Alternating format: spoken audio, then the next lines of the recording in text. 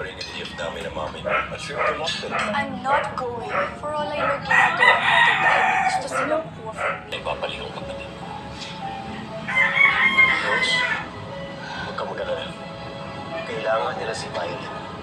Kahit hindi nila ito sasaktan.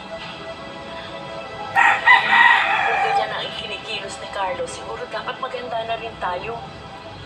Opo, baka dukutin din nila si Kate. Marami pa yung mga ibang paraan para magawa mo yun, di ba? Huwag mo namang hintabahin si Violet. Accountant, hinalingan ko ang trabaho ko para makapansin ako.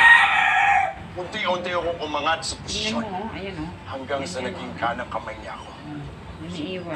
Pinagkatiwalaan ka ni Papa. Tinuring kang kaibigan ni Papa. Lahat ng alam niya sa negosyo, tinuro niya sa'yo. Hindi pa sapat yun! Carlos Saki had motivation. He had the passion. He wanted something. He got it. And now, he's the new president of this company. So everyone, Make it big in the world.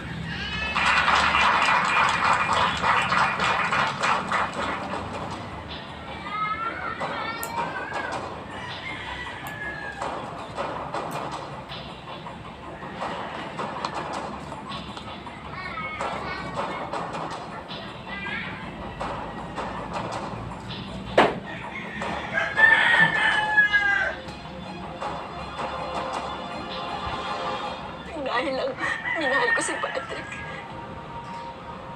Hiyang-hiya ako sa mga nagawa ko. Ako din naman, may mga bagay na ginawa na nagsisi ako ngayon. Pero what's important is, na-realize natin ito from time. At meron tayong panahon para humingi ng patawad sa mga tao na nasaktan sa mga ginawa natin. Siguro tama ka, Len. Panahon na pagbayaran ko lahat ng masama na nagawa ko. Ang naging kasalanan mo lang yung nagmahal. Hirap ang panahon. Huwag kang papakasigurado, Carlos. Nakalaya ni si Violet. Nahuli na lahat ng tauhan mo. Kaya hindi mo na ako makakilit. Pero naman ito, kaya na pamimilit mo sa akin.